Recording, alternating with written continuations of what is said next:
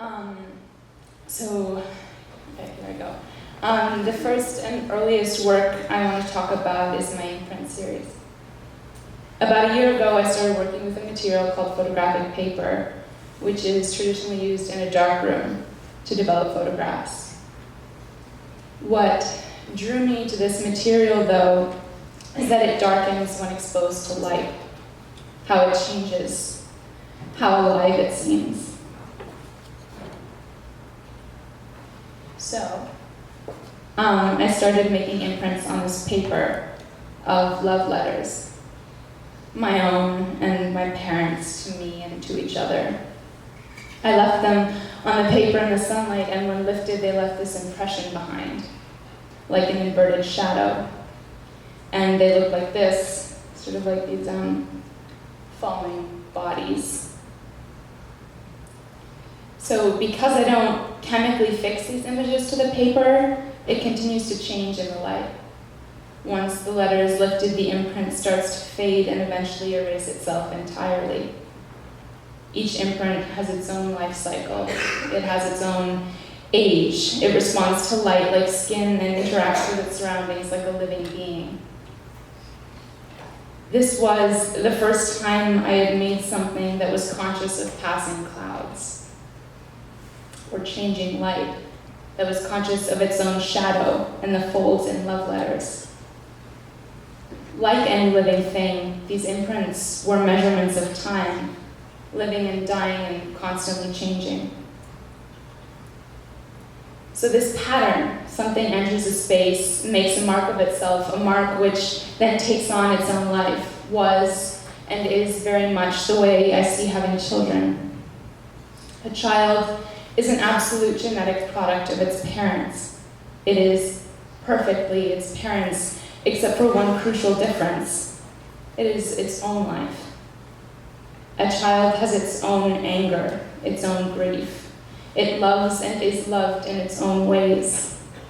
It lives its own life and dies its own death independently of its parents. And so a child is therefore also perfectly not its parents. As this work began to span time, I started thinking that these imprints, which were children of parents, would one day be parents themselves. And so I grew the family. A letter of my mother's and the imprint of a letter of my mother's and the imprint of a letter of my father's were printed on clear plastic and laid over each other on a third sheet of photographic paper. Essentially, they had a baby. The imprints made an imprint which itself was capable of making more imprints. And that child, it lived and died on its own. They are a family capable of loss, which bear physical resemblance to one another and are born in one another. What was still most important to me was what drew me in the first place, that each imprint was a life. And so I simulated the same life cycle in 3 videos. So this is the father imprint. Oh. So each imprint essentially fades in and out again, becomes bright and faint as it would on the paper. Each video is allotted a different length of time. No matter how they are played together, the mother, father, and child cannot synchronize. They're consistently falling in and out of time with one another, as a family does. As the parents at their brightest, the child is hardly visible, and by the time the child is its fullest, brightest self in the world, the parents have erased themselves. They cannot share one brightness. They cannot share one moment. They can't share one phase. This video work made me very conscious of the way I was using time as a material, using these specific lengths of time to create the experience of a family that can't share one another. Because in life, we can't. In every moment, we are alone in our unique experience of it. In every marriage, every divorce, every relationship, every love, and every loss, we are alone. But in these videos, and in life, the most charged, most connected moments occur when the parent and child just miss one another, when they almost align and it seems like they're slowing down for one another, compromising, and then just miss one another all the same. The most beautiful moments are ones they can't share, and that is true in life. Sometimes the most beautiful things about our relationships are things we can't share, but somehow we try anyways. We are alone in our experiences, but we're in them together. It's happening right now in this room to all of us. No one is in this room the same way, but we're still all in this room. We're still all choosing to have this experience in which we're both alone and together. And we are bound by it. It happens billions of times a day. It's happening everywhere around the world right now, outside this building, in the other rooms, a block away, a city away, over borders and oceans. Human beings are alone together. So when I show these videos on Portfolio Day, I faced them away from one another. Parents and child were separated, so that whomever was watching them had to choose between the parent or the child, and whatever choice we make, when we return the other video has changed and a part of its life has passed. Every choice feels like we're choosing one at the cost of another. Location became a material. Family became a material. I'm going to jump a little bit. So this is my first novel.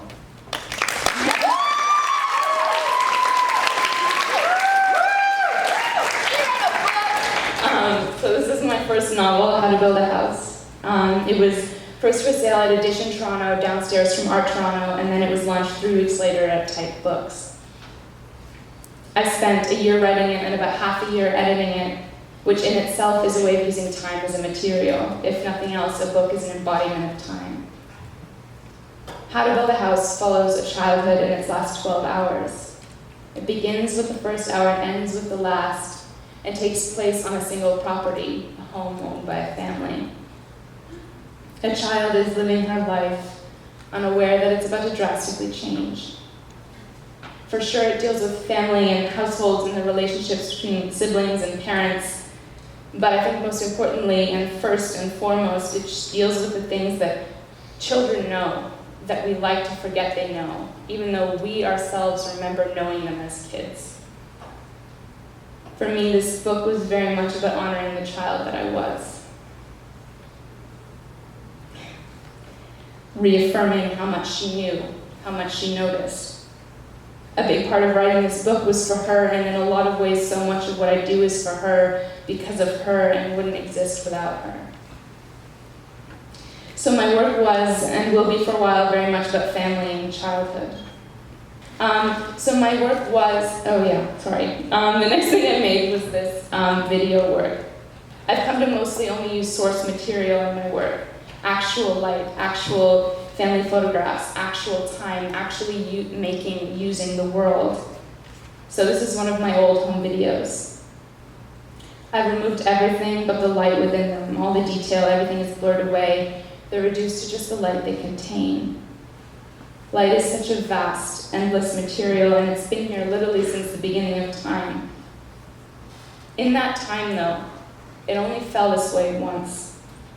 Just like the family in these videos still exists, but doesn't exist the same way. It's the same light, but not the same light. The same family, but never the same family. My family isn't what it was 2 days ago, let alone 10 years. When I ended up showing them on Portfolio Day, I showed them on TVs, which stem from the same technological time period in which these videos were taken. So you would see them the same way I would have seen them as a child. So this is the second thing I made using these videos. I spent a long time watching them, sort of falling into them. Each of these videos, 11 seconds even, contain an infinite number of moments. Endless individual realities, and so I started dividing them into frames per second, and I printed and stacked them. To me, it's very much if like a moment were suddenly a physical object, something that was digital and infinite became something which could fall apart in your hands, which loses its order so easily. In this sculpture, time gains weight, it grows still. Past, present, and future moments exist all at once. It is a video object. For me, making it was like translating languages or cross dimensions. And like past work, it used reduction. Infinity became not about adding things, not a theoretical multiplication, but division, an 11-second infinity, a childhood which contained infinity. It is a staggering thing to think that something that is ended is also infinite. It's both comforting and heart-wrenching that way. Okay, so these guys are sort of an ongoing sculptural series. They're lead cubes, which have a weight that is equivalent to objects from my childhood. This lead cube is the weight of a picture book I used to read with my dad. This is the weight of a stuffed animal I used to carry around, and this is the weight of my parents' wedding rings. So there are about 11 object cubes. Value has slipped from these original objects. I don't read those books. I don't carry that stuffed rabbit with me. It is the heaviness of the childhood that I lived that I carry. In that way, the works themselves mimic my experience with heaviness. The simplified cubes measure all aspects of these objects that can't be weighed on a scale. We weigh the cubes in our hands, and they weigh the heaviness in us. They measure their opposite. And for me, they're very much about the immaterial weight of these objects being quantified by the confrontation of how much they actually weigh. What is actually in my hands. And then when I'm confronted with that actual physical weight, however many grams, I'm always re-surprised by how much of their weight exists in me and not in an object. It is the lightness of the object and the heaviness of that lightness. It is a heaviness I think we all know, so powerful it's almost physical. We all have these things in our lives that the gravity of our lives is governed by. Like how planets are pulled by the sun, we are pulled by aspects of our history, of our experience. Lead as a material also enhances the experience of weight. Because it's so dense, it occupies less cubic space than the original book or stuffed animal did. 300 grams of lead is much smaller than 300 grams of stuffed animal. As the size-to-density ratio changes, the force of the cubes in space increases. In a lovely way, they're like dying stars. They burn through available material, and then when they die, they become dense and small. So the weights feel heavier than they are. The lightness of the objects with which I played takes on a new force. And again, that's how memories behave. So laws of physics align with laws of my human experience. Lightness is suddenly heavy without a change in material weight. I am heavier than I am. And lead is, like most other materials I use, also a source material.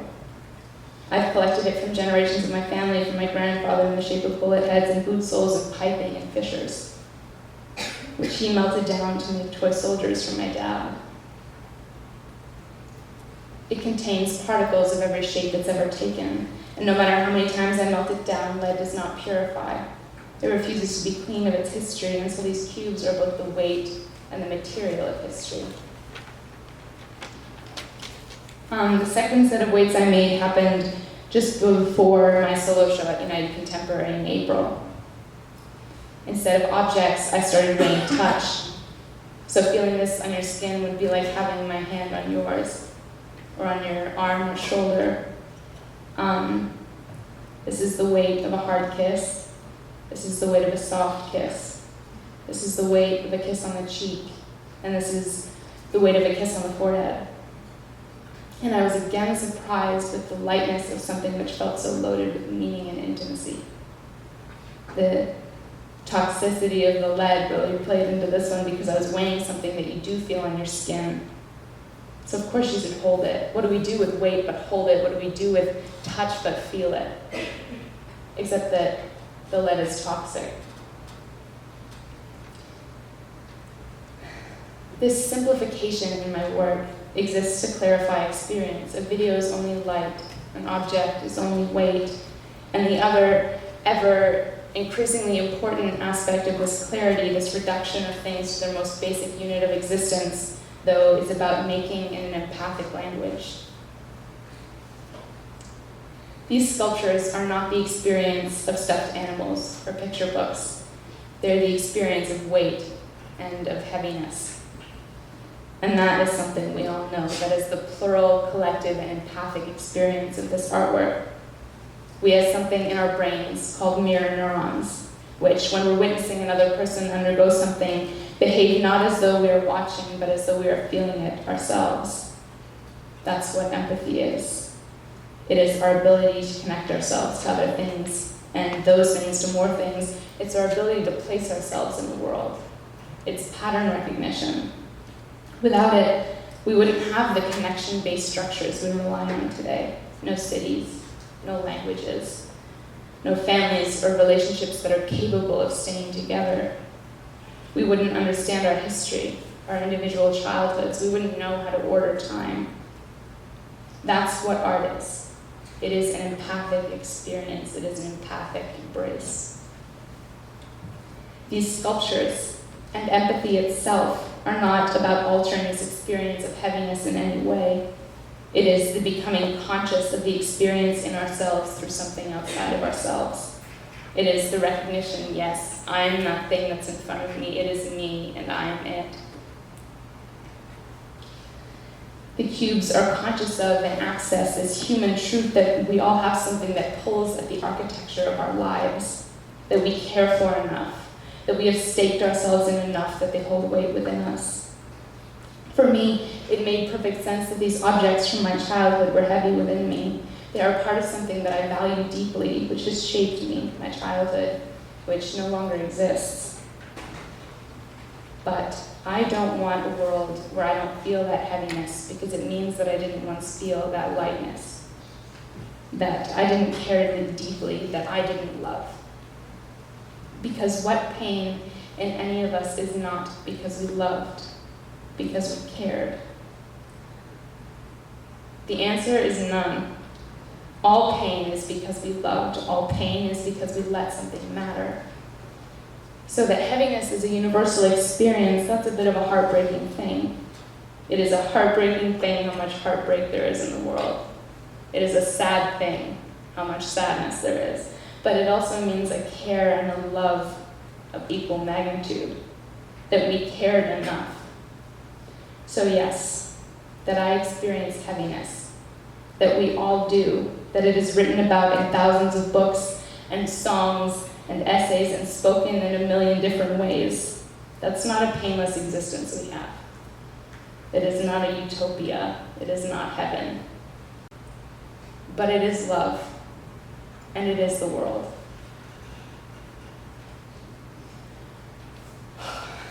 Okay. So I am the last person talking to you tonight. So before I let you all go, I want to thank you for coming and sharing these hours with us and listening to us all speak about the same thing in different languages. And I want to reiterate the thank you that has gone out over and over tonight to Matthew Barry and to Glenn Novak. There will never be enough events and podiums and microphones and rooms to stand in front of and say thank you. I want to say thank you again for everything you've done, everything you're doing, and everything I know that you will do. So thank you from the bottom of what I'm sure is every heart in this room. Thank you.